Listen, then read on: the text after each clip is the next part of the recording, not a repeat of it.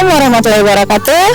Ketemu lagi dengan kita Adik Muda Channel. Kali ini Dinas Pendidikan dan Kebudayaan Kota Bukit Tinggi akan berkunjung ke sekolah alam di Kota Bukit Tinggi. Apa saja sih sekolah alam itu? Mari kita lihat selanjutnya.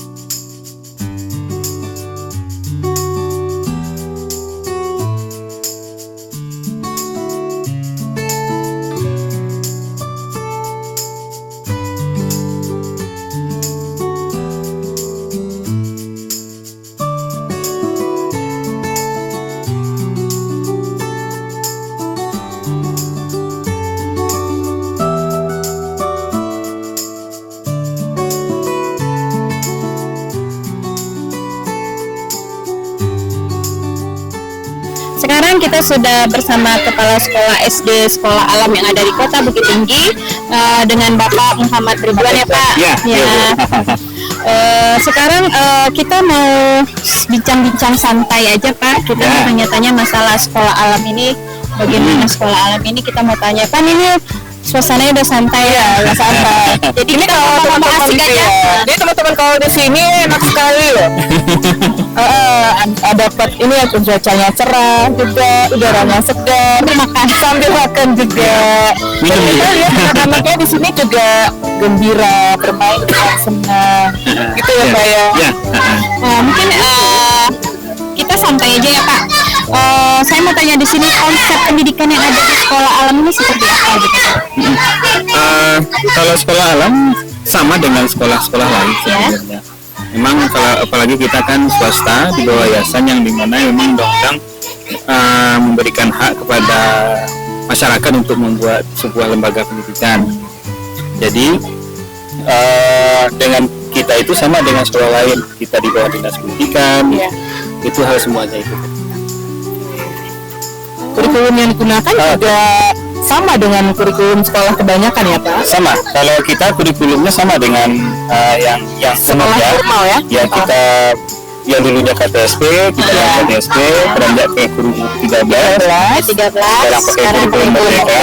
Cuman satu kelasnya kan sekarang kan kelas 1, 2, 45 ya pakai 36 masih kurikulum 13 dan ditambah dengan ada kurikulum khas dari kita dari sekolah alam. Itu seperti apa Pak kurikulum khasnya gitu? Kalau kurikulum khas itu yang kita padu-padankan, kita masuk kombinkan dengan kegiatan harian yang ada di kurikulum nasional. Di mana kurikulum yang sekolah alam itu kita ada dasarnya itu ada 4 pilar. Di mana yang pertama itu ada pilar akhlak, kemudian ada yang kedua itu logika, yang ketiga itu leadership, yang keempat baru itu ke entrepreneur. Itu yang kita kombin ke seluruh kurikulum yang ada di sekolah alam. Ya, termasuk juga ke kurikulum nasional juga. Mungkin gini Pak, adakah perbedaan antara sekolah alam ini dengan sekolah yang ada di luar sana gitu? Sekolah biasa ada, misalnya sekolah negeri atau sekolah swasta yang lainnya. Soalnya kan ini bertajuk alam, apa perbedaannya gitu dengan sekolah? Kalau yang membuat jauh berbedanya itu adalah di metodenya. Di mana memang kita pakai metodenya itu BA namanya. BA itu belajar bersama alam. Sebenarnya itu kan ke filosofi dan pengertian ke diri masing-masing. Mungkin yang pada umumnya yang seragam tentu namanya identitas. Identitas sekolah. Kemudian kebanggaan sebuah sekolah. Pasti itu umumnya. Kalau di kita memang kalau kebanggaan cukup apa yang kita rasakan, yang kita buktikan dalam tindakan kita, itu kebanggaan kita. Kemudian apa dengan hubungannya dengan seragam? Kenapa tidak pakai seragam? Kalau di kita, kalau di filosofinya, anak ini kan masing-masing unik ya, Iya. berbeda, dan kita tidak mau menyeragamkan anak itu, baik mulai dari pakaian, baik dari kepatuan dan macam sebagainya. Jadi kita minta anak-anak ini memakai pakaian yang terbaik dan yang nyaman, yang nyaman sopan ya. Bukan dalam artian pasti nanti timbul pertanyaan. Nah, nanti bisa dong dia memakai pakaian yang yang ini macam sebagainya, pasti itu ya. Iya, yang Terlihat dong kastanya dari orang yang berada, dari yang berkecukupan. Alhamdulillah nyatanya tidak, karena bisa dilihat lingkungan. Ini anak-anak ini kan yang paling suka kalau dikasih air,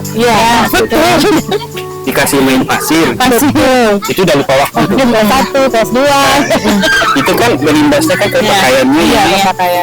Nah, dan kita beranggapan gini, terkadang yang membuat salah satu mungkin yang bapak ibu-ibu rasakan, yang udah punya anak kan, Sudah, kebetulan sudah. yang jadi bahan pertengkaran di rumah pasti seragamnya kotor. Besok mau pakai apa ya?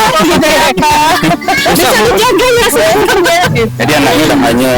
Yang namanya anak ini kan tenaganya besar, dia butuh mengekspor tenaganya atau Kontrol geraknya ya. Nah itu dia gitu. Makanya kita membebaskan di situ. Jadi apa terjadi, kita mau minimalisir konflik itu di rumah. Sekarang kan ada orang tua yang cuma sanggup beli seragamnya cuma satu. Kadang sehari udah kotor tangannya, lengannya, kemudian tangannya. Nah itu dia, makanya hal-hal seperti itu yang salah satunya. Oke, menarik sekali ya. Karena yang gini ya, lihat deh COVID kan nggak pakai seragam pun kan aman. Karena kan seragam itu sebenarnya walaupun memang benar ditulis kita, tapi itu kan tidak berdampak langsung dengan apa yang pembelajaran anak dalam kelas.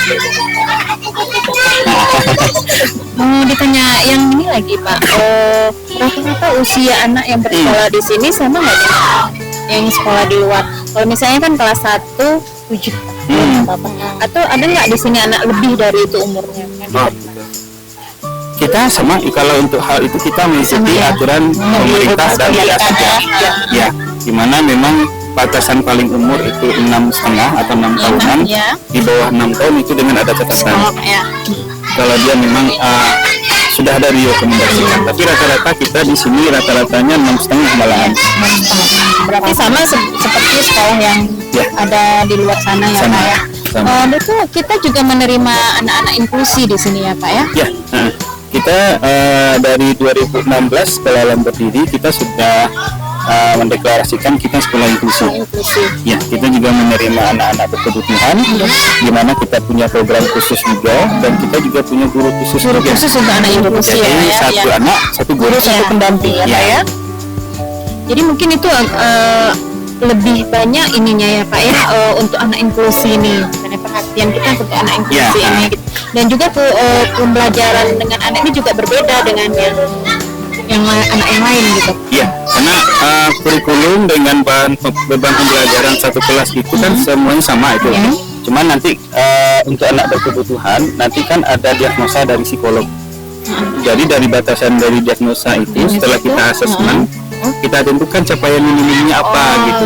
Biar kita bisa menangkapnya ya Pak ya. Ya, misal contohnya misalkan di kelas itu capaian dia hafal angkanya 1 sampai 10 misalkan. Misalnya ya. Dia cuma 1 sampai 5, ya udah kita buatnya sampai 1 sampai 5 dulu, jadi tidak dipaksakan. Sampai dia 5 itu udah 100 poinnya.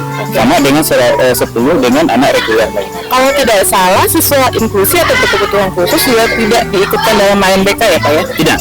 Karena memang kan di sistem di Dapodik kita udah mendaftarkan Diana ABK dan secara sistem memang tidak diikutkan. Jadi biasa sekolah umum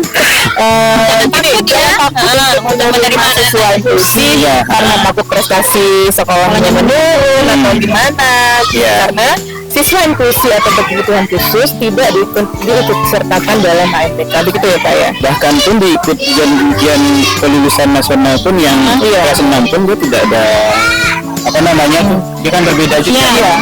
Dibuatnya memang berbeda di aplikasi itu Pak.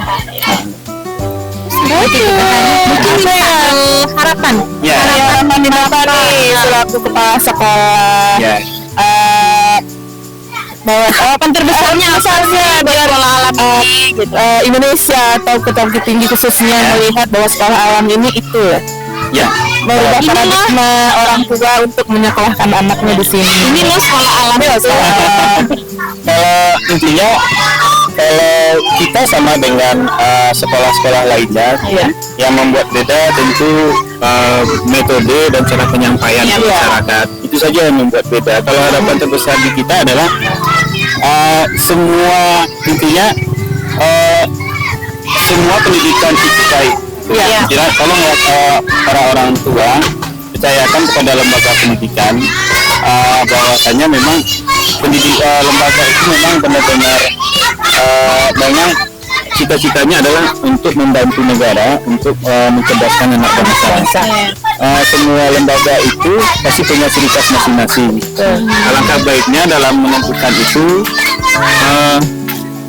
tahu dulu detail sekolahnya bagaimana, jadi supaya bisa menentukan pendidikan anaknya gitu. Intinya namanya anak-anak, namanya sekolah dasar panjang ya, rentangnya 6 tahun. Itu tidak main-main. Tolong pilihlah lembaga pendidikan yang memang benar-benar yakin. Kemudian sekolah itu adalah mitra, itu yang lebih utama. Dan tidak semuanya jangan semuanya dibebankan kepada sekolah. Ada peran orang tua juga yang harus aktif ya. Kita harus berkolaborasi karena yang paling merasakan dampak positif adalah orang tua sendiri.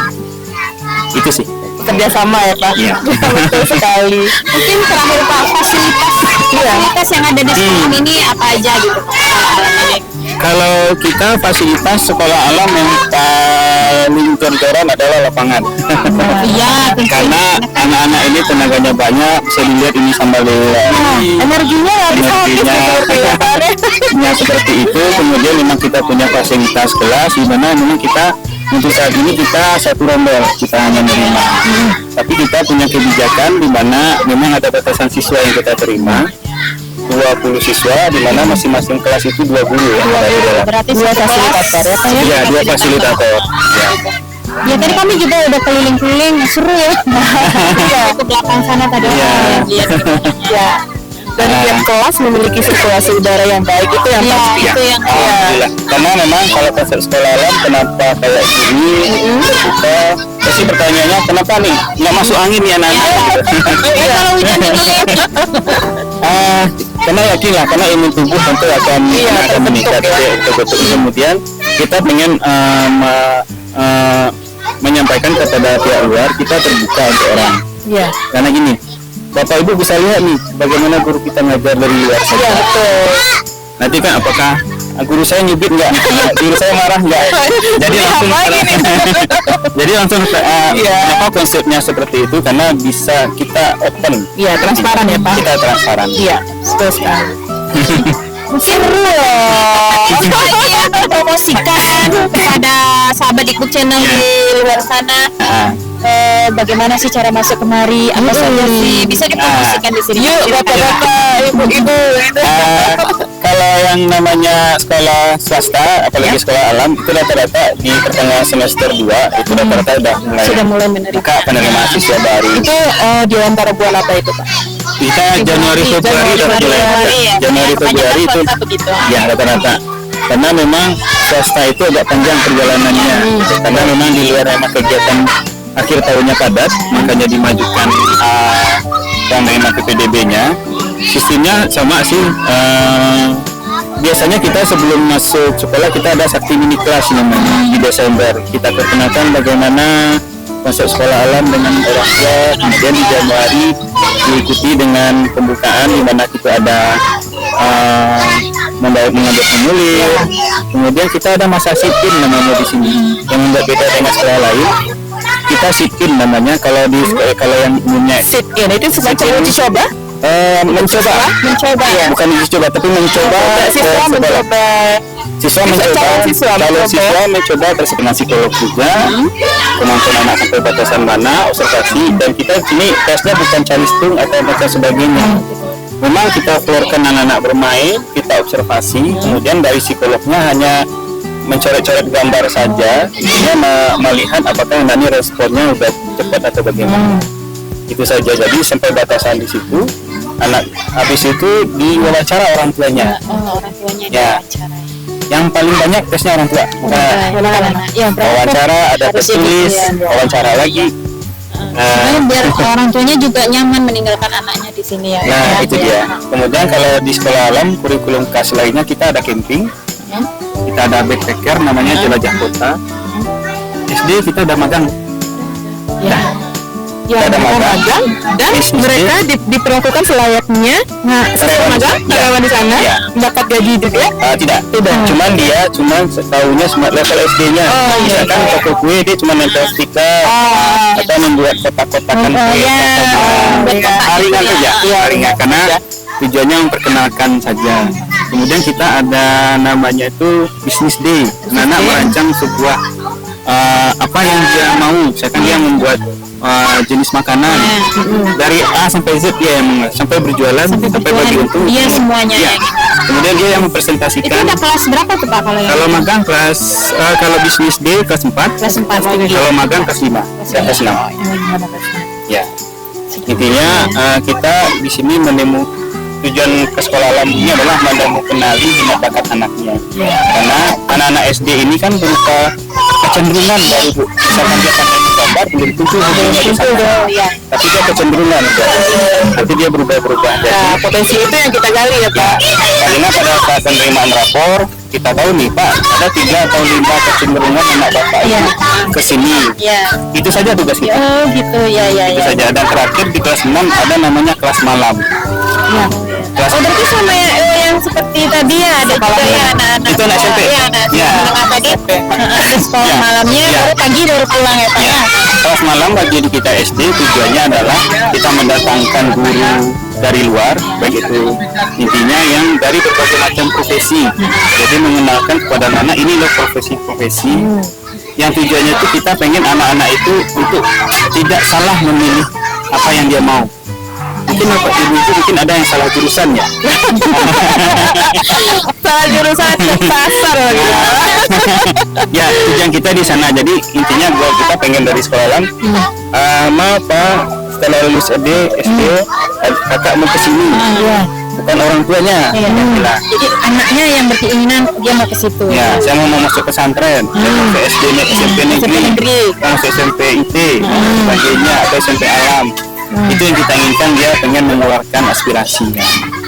Dan semua karena ini kegiatan di luar di bawah pengawasan fasilitator ya Pak. Nah ya apapun itu semuanya kita awasi semua. Iya, awasi. Di mana memang ada plan yang sudah kita susun tanpa penonton anak-anak. Ada anak-anak sendirian. Oke. Yes. Ya. Pak, terima kasih banyak. Terima kasih ya dengan penjelasan ini. Pak itu sekolah alam. Ya. Bagaimana Kurikulum yang ada di kurikulumnya, dalamnya. fasilitasnya kayak gitu. Ya. Dan ini kayaknya bapak-bapak ibu-ibu harus berkunjung deh ke sini nih. Menarik, Bisa sampai ngopi ini di sini. Iya, bapak kopi nih. Soalnya adem sekali. Rata-rata kalau di sini namu nggak mau masuk ruangan. Apa ya? Maunya di sini. Rata-rata saya suruh ke dalam nggak mau. Di luar aja gitu aja gitu. Kenapa kami mengucapkan banyak terima Ya, kasih ya terima Pak kasih. kasih informasi mengenai sekolah alam ini. Iya. Dan bagi sahabat ibu di luar sana, siapa yang mau kemari boleh mau lihat-lihat dulu gimana sekolahnya dengan apa ya Pak? Dengan apa ya? Konsep dengan senang hati. Dengan senang hati ya. Intinya kita pengen membuat sekolah itu rumah kedua untuk anak-anak. Kedua untuk anak-anak. Oke, terima kasih. Terima kasih. Jangan lupa like, subscribe di video channelnya. Ya. Oke, assalamualaikum warahmatullahi wabarakatuh.